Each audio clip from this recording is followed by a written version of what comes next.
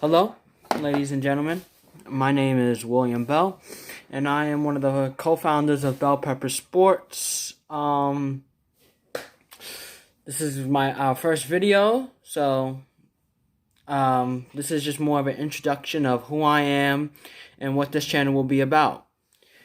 This channel will be about sports such as basketball, baseball, football. You guys can even chime in on sports that you guys may like. That personally, those three sports, basketball, baseball, and football, those are my favorite sports. My personal favorite sports. I play basketball. I play football, and that's just mainly like one of my preferences. As a basketball player, it's been pretty hard for me not to be able to see the NBA because the playoffs would be starting right now. So, with all this with this pandemic going on, it's been difficult for me, and it's been difficult for me to just sit here and watch as lots of great players such as Kawhi Leonard and LeBron James can't battle it out in the Western Conference Finals, and we're stuck at home not being able to watch any of it. I know it sucks. It's how life is right now, but in order to get better and in order for us to improve and to just be better under these circumstances, we have to listen to these guidelines of us staying indoors, practicing social distancing, and just being better people, and knowing that we're not being selfish in the idea that we're allowing us to allowing others to get us in jeopardy of getting sick and getting those that we love sick as well. Now that we got that out of the way, I just wanted to touch a brief bit on me. My favorite teams are, I know it sounds cheesy. I'm a Warriors fan. I'm a Chiefs fan. I'm a big Patrick Mahomes fan. And I'm a Yankees fan. I was born in the Bronx, New York. So as someone who's born in the Bronx, you usually represent all New York teams: Knicks, Yankees, Giants. Hey, you could even throw the Jets in there, but usually just those first three teams I mentioned. But for me, I'm a big Steph fan, but I'm not like a delusional fan. I'm not like Flight Reacts, who makes stupid accusations like Steph's the best player in the league, because I'm a realist and I know Steph's not the best. He's a great point guard, greatest shooter of all time, but definitely not the best player in the world right now. He's a liability on the defensive end, which makes that not a case for him at all. You got guys like Kawhi Leonard, who's a big, massive two-way player and gets it done on both ends of the court. So, I like how I just touched that subject. But anyway, as a baseball fan, the Yankees, they make the playoffs.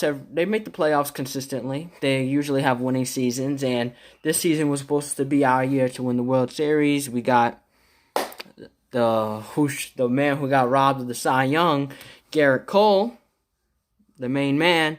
And do I think the Yankees would have won the World Series? Yes, I do think they would have won the World Series. There's still time. There's still time for sports to for baseball to keep going on. Do I think they will cancel the basketball season? Absolutely. I do think they will cancel the basketball season, which is a real bummer, but it's how life is sometimes. I'm trying to think. What else? The Kansas City Chiefs, right? We won the Super Bowl. The draft was just, I believe, 2 days ago. No. 3 days ago. Sorry, 3 days ago. And that was the end of the draft process. And we drafted Clyde Edwards-Helaire. I'm hoping I say the last name right. I think it's Helaire. I think he's a big sleeper. Massive sleeper. Massive sleeper in the class. And we also drafted Willie Gay Jr. And we also drafted, I want to say this right. I don't want to say the name wrong, guys. Gotta be on top. We also drafted...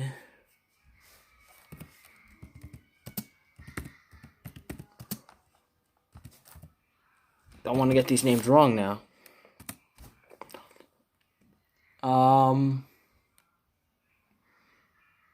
Whatever. I'll get to it later. Doesn't matter. I'll probably get to it at the end of the video. It's more just touching base. I'm not a Giants fan. I know. Giants, Jets. I know. I'm going to get a lot of heat for this. It's almost as bad as the Warriors one. I know. But, being a Giants fan, I mean, Eli, I know the Giants are just such in a bad place. I do think Daniel Jones has a lot of potential. A lot of potential that very easily can be unlocked with this coach that they got, Joe Judge. Joe Judge is a real... I mean, we haven't seen much out of him yet because, this is his first year coaching. Usually been a special teams coach. Special teams coordinator. But I think he can easily fit in. I feel like the way his play style is set up around Saquon Barkley, build up the run game and just pound the ball. And the fact that he drafted Andrew Thomas and they got Xavier McKinney, by the way. Biggest steal in the draft, no doubt. Should have went top 20 easily in that draft class. Best safety in the draft, in my opinion. Grant Delpit's amazing, but nowhere as good as Xavier McKinney. He can play in the box. Basically is a rich man's Landon Collins. Plays in the box. He's tackling machine. And he could play coverage way better than Landon Collins. Way better. Landon Collins is a liability in coverage. But Xavier McKinney's the absolute opposite. I know Giants fans are, a little upset about the Andrew Thomas pick. Personally, I think they could have gotten better. Personally, they could have gotten Jedrick Wills, I believe that's the right name. They could have gotten Jedrick Wills, who I personally, out of the tape I saw, was the best tackle in the class. But Andrew Thomas looks like he plays a good left tackle, but can struggle at right tackle. I think you guys get what I'm saying. But he can easily, especially with, I easily think that they can get better at that. They can easily transition him from left to right. I think after Nate Solder's tenure as a Giant, because, they have to play him, He is under a massive contract, which they probably regret. Which shows just because you played in the Patriots doesn't mean that you're usually good. Just shows that they were under a winning culture, which you can see he probably got carried under Bill Belichick and Tom Brady. And all those other guys such as Gronk, Danny Amendola, Julian Edelman, can't forget him. Anyway, that's not the point. I'm sorry. I'm losing track. But I was talking about the Kansas City Chiefs. Yeah, the Kansas City Chiefs, Patrick Mahomes is the best quarterback in the NFL. I know it's a little early to call him a future Hall of Famer, but I think he has a good chance to get another Super Bowl. And for guys like Eli Manning, who's never been a top 5 quarterback in the NFL throughout his whole tenure in the NFL, for him to be even considered in the Hall of Fame race, Mahomes, if he plays that long of a career, should easily be a Hall of Famer. If he plays the amount of years Eli Manning's had and keeps up without getting injured consistently, the way Eli was always durable and always ready to suit up for the Big Blue, I think that'll be good for them. For us as the Kansas City Chiefs, because he should easily make the Hall of Fame. For him to be first year starting MVP, throw 50 touchdowns, I believe 15 picks, 15 or 16, one or the other, 15 or 16 picks, and also Patrick Mahomes is, as you know, he's a Super Bowl MVP and a Super Bowl champion as of last year, where the 49ers and Kyle Shanahan, especially Kyle Shanahan, choked another big lead against the eventual Super Bowl champions. But let me see. I touched base on baseball, football, and basketball. The Golden State Warriors, right? I know Golden State Warriors, biggest dynasty. Probably. Obviously, Jordan's Bulls have something to say about the greatest dynasty ever. I know, easily. But for me personally, I think that Jordan's Bulls. I don't see how Jordan's Bulls could beat the 2017 Warriors. I don't see it. You think about it, Ron Harper, okay, he can contain Steph. Is he shutting Steph down? No, he's not shutting Steph down. Clay, obviously you got Jordan on Clay. Scotty's gonna guard KD. Which I don't think he can guard. I don't think he can shut down KD as people keep saying. KD's 6'11" and has a 7-foot wingspan. KD's not. He's a sharpshooter from out in the perimeter. Scotty's not going to shut him down. I think KD would easily average in a 7-game series 25, maybe 26 a game. Just on Scottie Pippen, and it's not even and Scottie Pippen could play defense the whole series. Perfect. But it doesn't. I don't think it even matters against somebody like Kevin Durant. Doesn't even matter because he's just so versatile. He can take you off the dribble. He'll shoot it right over you just because of his length and his wingspan. I touched the wingspan again. I just feel like Kevin Durant, healthy, is probably the second best player in the NBA. And speaking of best players in the NBA. The best player in the NBA, in my opinion, is Kawhi. I know, LeBron. Oh no, LeBron. Look, LeBron James has been good for a long time. Defensive end, he's not as good as Kawhi Leonard. I'm sorry, he's not. Playmaking, okay, LeBron's got him beat. Wow. Offensively, think about it. From 3, LeBron is not as good as Kawhi, perimeter-wise. And mid-range shots, Kawhi is the mid-range specialist. Got him there.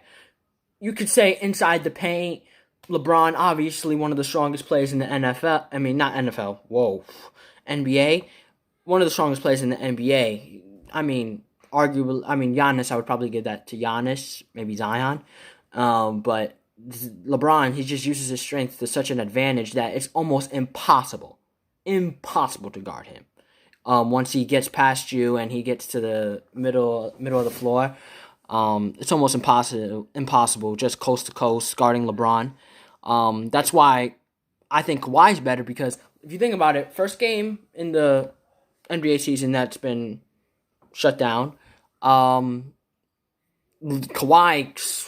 cooked LeBron. I think everyone can say Kawhi gave LeBron the business. LeBron, on the other hand, he stood quiet most of the game. Second game, Kawhi's going at him still. Kawhi hasn't had a bad game against the Lakers once. Right now, the series, Clippers-Lakers, is 2-1. I don't think people are realizing that. The Lakers beat them one time, and everyone's like, oh, Lakers are eventual champs. No, because you look at it, Lakers, they don't have a point guard to set up the offense for LeBron. Rajon Rondo is not... He's not setting up that offense the way LeBron dictates that offense with AD. Then, if he would turn into playoff Rondo back with the Celtics, maybe that's a different story. I don't see it happening, though. Because Rondo is not going to be able to consistently hit that jumper in the corner with AD backing down, backing down Zubac. He's not. I don't see Rondo being able to hit that wide open jumper. Even a little bit of a contested jumper, a slightly contested jumper, I don't see it. I honestly don't see Rondo doing that. And then obviously you see the Clippers, they got a better bench unit. I don't even think it's I don't think there's a real thing. They got Lou Will, arguably the best 6-man of all time, coming off the bench. In a 7-game series, they would probably start him. I could see them starting him just to go head to head with LeBron's firepower. I could see the Clippers doing that. But then off the bench, they still got Montrezl Harrell, who does not start. Surprisingly, doesn't start. Montrezl Harrell comes off the bench, gives guys the business, averages nearly 20 points. And on a team, I want to remind this. People sleep on Montrezl Harrell. Montrezl Harrell averages nearly 20 points with Kawhi on his team, Paul George on his team, and Lou Will. Arguably some of the most versatile scorers in the entire NBA. Right there. 3 guys. And then we can't forget Marcus Morris, who came from the Knicks. Alright, I know he was the best player on a Knicks team that's absolutely terrible. But Marcus Morris was averaging 20 points. I'm sorry, these are professional athletes he's doing this against. I don't care how many shots he's taking. He's averaging nearly 20 a game. So, that's another scorer that people are not thinking about. He can create, he can't create his own shot the same way Lou Will, Kawhi, and PG can, but he can still get buckets. That's not even a question. And sure, the Lakers got Markieff Morris, but I think the skill level between Marcus and Markieff is, you can tell the skill level. You can tell the difference. Marcus is clearly better than Markieff. And, obviously the Lakers, they have the length on the team, but I could see Dwight Howard not being able to keep up with Zubac or keep up with Montrezl Harrell, considering he is getting older, and during playoff time, he's going to be used a lot as the big man. I could see the Lakers transitioning to LeBron playing a bigger lineup with Avery Bradley at the 2, LeBron at the 1, Markieff at 3, AD at the 4, and Dwight at the 5, or maybe JaVale at the 5. I could see that big lineup being really, really deadly. Considering I don't see any point guard besides maybe Ben Simmons, who plays point, even though he's more like a power forward. I don't see anyone else guarding him at that point guard position. Who's a point guard, a legitimate point guard? I don't see it. Who can at least contain him. Because LeBron's averaging at least 40, maybe 45 against any point guard who's smaller than him. There's no way. And if LeBron's on his attack mode, there's no point guard in the NBA that can stop him. I think the only player who can stop him is maybe you have 2 guys who maybe could stop him, and if they play at their hardest. That's Giannis and that's Kawhi. Kawhi, because he's shown in the past he can lock him up. He's shown in the finals. I know LeBron's averaged good numbers still against him, but in big moments, Kawhi's been there. He's clamped up LeBron, made sure that the San Antonio Spurs he wasn't the best scorer in that series, but he showed that he was able to still score on LeBron at an efficient, what the team needed way. If you guys get what I'm saying, the way Iggy won that Finals MVP, just guarding LeBron and hitting the open shots. Kawhi has shown that he can do that against LeBron. And now that he's added more to his offensive repertoire, I've got to give the Clippers that edge. I've got to give the Clippers that edge. Let's see. Right, where do I rank Giannis? Giannis is the second best player in the NBA. Second best player in the NBA. Second best player in the NBA. I would give him, no, not second best player. Third best. Sorry. I had a blackout for a moment. Third best player in the NBA. So dominant in the paint. Easily the most dominant player in the paint. No doubt about it. I don't see anybody being able to guard him, especially at the 3 or 4 position which he plays. There's no one in the NBA that can guard him. Kawhi can contain him, but the Raptors only stopped him because they had mobile defensive big men such as Pascal Siakam, Marc Gasol clouding the paint and not allowing Giannis to be able to just get into the paint and just dunk on everyone the way he was doing the whole season when he won MVP. Let's see here. Giannis is third, and I would put probably LeBron fourth, because LeBron, sure, he's better than Giannis, but in the paint, Giannis is improving as a playmaker, and not only that, LeBron is Not LeBron. Giannis is improving as a playmaker, and he's improving on his shooting, which people are not giving Giannis enough credit for no more. They're not showing him love for his effort to be able to shoot the ball. He's being more open to shooting the ball, which I think is a major thing, massive for an NBA player of his caliber, for him to be able to do more things on the basketball court instead of just driving to the basket every time. That's a big thing. Just driving to the basket. Being able to stretch the floor. That's a big, massive improvement to his game for him to be able to do all that. Trying to see, what else could I say? Not say, but what else was I about to say? I'm sorry. Right. Mainly this is just the first episode. I'm just giving you guys a little bit of what I think. Like baseball, obviously, everyone knows Mike Trout's the best in baseball. Football, Mahomes is probably the best QB in the NFL. Wide receiver, I gotta give that to Julio. Julio is the best wide receiver. Running back, Saquon. I don't know why people get Zeke confused with that. There's no competition. Zeke is slower than Saquon. Zeke, you can argue Zeke's stronger. I don't think Zeke's stronger. I think Saquon, either you get your ankles taken by him or you're getting juked out. In fact, I think Derrick Henry's better than Zeke. Yeah, Zeke's the fourth best running back in the NFL. I know, Cowboys fans, he's the fourth best. Not three, because Christian McCaffrey takes three.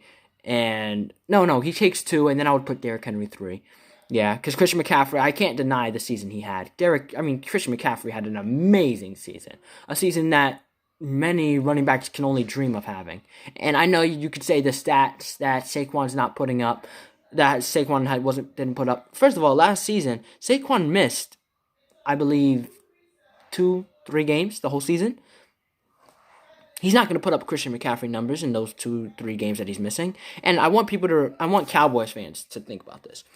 Zeke gets the most touches in the NFL. Every year, he gets the most touches. No wonder he has the rushing title every year. He didn't get it this year because Derrick Henry just completely just shredded every defense that he just took a look at. So running back, that's where that is. Tight end. Me being a Chiefs fan, I want to say Kelsey. But I got to give it to George Kittle. He can do multiple things on the football field. Blocks better than Travis Kelsey. And is it amazing? And I think he's stronger than Travis Kelsey. Gronk is back. I think him being away from the NFL, I'll drop him to the fifth best tight end, because you got to think about it. Think about it. Austin Hooper, very underrated tight end, by the way. Very underrated tight end. Really good tight end for the Cleveland Browns took him, actually. That's going to be David Njoku's good. It's still good, but that's an improvement over David Njoku. Austin Hooper, great pass catcher.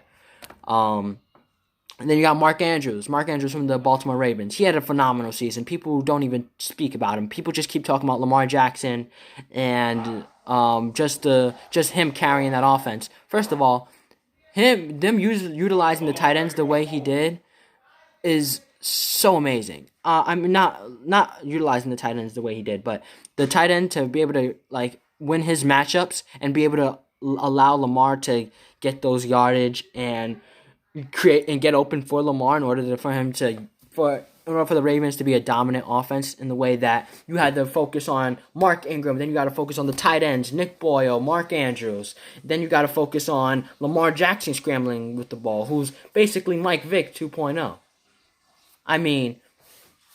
There's so many things that you have. That Baltimore Ravens offense is absolutely disgusting. Besides the Chiefs, I think the Baltimore Ravens have the third best offense. Probably, I would probably put Saints at number 2. But Kansas City Chiefs have best offense. Let me see. What else could I say? Let me see. Let me see. What else?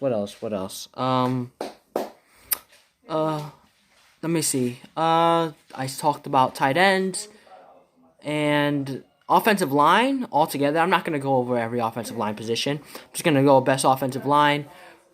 Probably Cowboys. I know Cowboys best offensive line.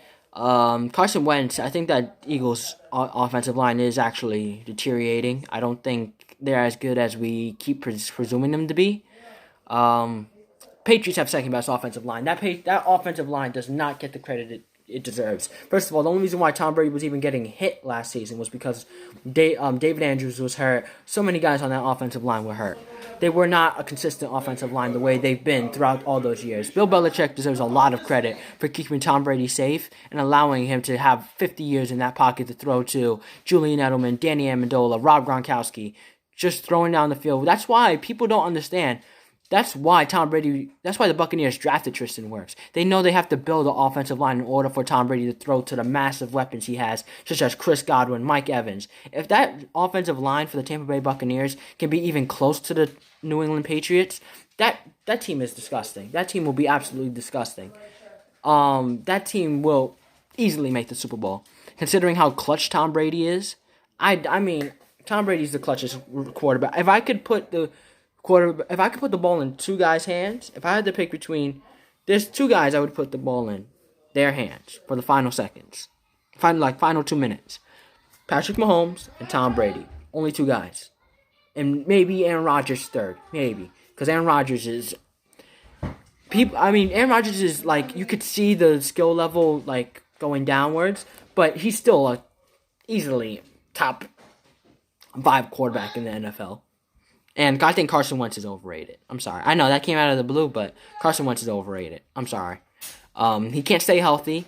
That one MVP season that he had was really good, but every other year he's constantly getting hurt. And then for him to lose to the Dolphins, the Dolphins are the Dolphins. And I know you didn't have the wide receivers, but you lost to the Dolphins. I'm sorry. You can't be losing to the Dolphins. The Patriots lost to the Dolphins off of a fluke play. Ryan Fitzpatrick turned into Fitzmagic. That's not going to happen every time. The Patriots normally would win that game, and the Chiefs don't get that first round bye, and who knows what happens then, because we know what the Patriots do with a first round bye. They make the Super Bowl every year, and that first round bye would have been more key to the Patriots, because that would have allowed them to rest up and allow guys like Julian Edelman to get healthy, just their receivers in general to get healthy, for Tom Brady to be able to throw the ball. And think about it, honestly, I don't know if the Chiefs beat the Titans first week of the season. I don't know. Because Patrick Mahomes needed to get healthy at that point. He needed to get healthy after getting banged up so many times. I don't know if they beat the Titans. I really don't. I think Mahomes was at his peak when he played the Titans, which is why the Chiefs won that game. Because Mahomes just went absolutely God mode and just shredded the defense. Shredded the Titans' defense in the second half. Just shredded them. Offensive line I just spoke about. Defensive line. This really depends, because if Clowney goes to if Jadeveon Clowney goes to the Titans, the Titans have the best defensive line in the NFL. I don't think there's a question about it. Right now, though, as it stands, I'm trying to think. Man, this is actually a pretty tough one. 49ers. No, actually, no. This is not tough. 49ers have the best defensive line. Almost forgot about the 49ers. The 49ers have the best defensive line. That defensive line just absolutely just gets pressure on every QB that comes near their way. I don't think there's any even competition about which defensive line's the best in that regard. The Titans are number 2 if they get Clowney, but that's it. Let's see, defensive line. Secondary, best secondary in the NFL. Okay. Now, look. The Ravens have an amazing secondary. I think best all-around secondary, Ravens would win. Now, best corner in the NFL is I would put Jalen Ramsey and then Stephon Gilmore second. Because Stephon Gilmore just came out of the blue this season as the best corner in the NFL. I'm sorry. Jalen Ramsey had an off season. Guys, don't throw to Jalen Ramsey. I'm sorry. They test Stephon Gilmore more, and if you notice, Patriots fans know this too. He works off of Devin McCourty, and he works off of him. So not many guys are open because that Patriots defense is very underrated. By the way, very underrated Patriots defense. That defense played a lot of good football. That's the main reason why the Patriots won as many games that season, was because that defense stepped up when Tom Brady just couldn't get the points to go through, mainly because of the lack of weapons. That's the reason why. Brady's not falling off a cliff. I'm sorry. Brady's not falling off a cliff. No, probably he has one more, maybe 2 years left where I could see him winning a Super Bowl. Then after that, yeah, no, I see him. Then I see the cliff. But not right now. Definitely not. Definitely not. I think this hiatus actually, hurts Brady. This hiatus hurts the Buccaneers the most. For them to give that type of quarterback, a 42, 43-year-old quarterback, a 2-year deal. You're basically giving him a 1-year deal if the NFL season doesn't come around. 1-year deal? Now you're really limiting your possibilities of winning a Super Bowl. Really limiting it. Secondary, I said that. I think that's about does it. So basically, this is my first video. Usually, I'm doing this with my co-host Matthew Talios, but obviously with the pandemic going around, he wasn't available at the moment. So this is my first video. This is mainly an introduction to who I am. Our next video, however, we'll talk about the NFL draft, every draft pick, which team won the draft, and I hope you guys enjoyed the video, and peace.